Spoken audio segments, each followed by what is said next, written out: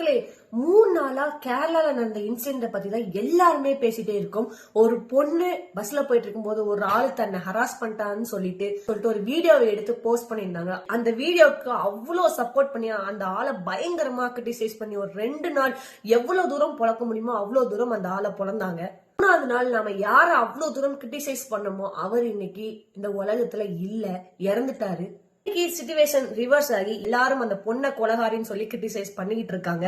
கேரளா கவர்மெண்ட்டும் அந்த பொண்ணு மேல ஆக்ஷன் எடுத்து ரிமாண்ட் பண்ணிருக்காங்க. எனக்கு இந்த இன்சிடென்ட்ல இருந்து 3 விஷயம் தான் சொல்லணும்னு தோணுது. முதல் விஷயம், அந்த பெண் வீடியோ எடுக்கிறா அப்படிங்கிறது கிடையாது. யாருமே இல்லாத இடத்துல, ஒரு சப்போர்ட் இல்லாத நேரத்துல நாம ஒரு ஆளு தனியா ஃபேஸ் பண்ண முடியாதுன்னு நினைக்கும் போது இந்த ஹராஸ்மெண்ட் நடந்துச்சுன்னா இந்த வீடியோ எடுக்கிறதுல ஒரு அர்த்தம் இருக்கு.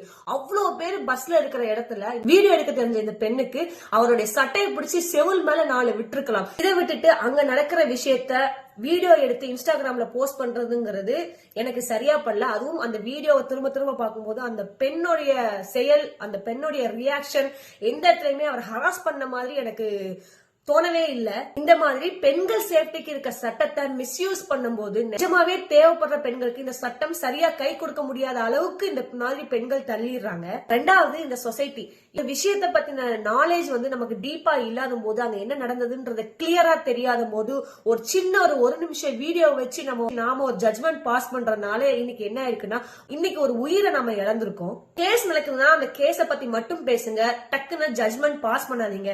3வது விஷயம், சோசியல் மீடியா. திரும்பவும் சொல்றது, இது ரொம்ப டாக்ஸிக் ஆயிட்டே இருக்கு, பார்த்து யூஸ் பண்ணுங்க.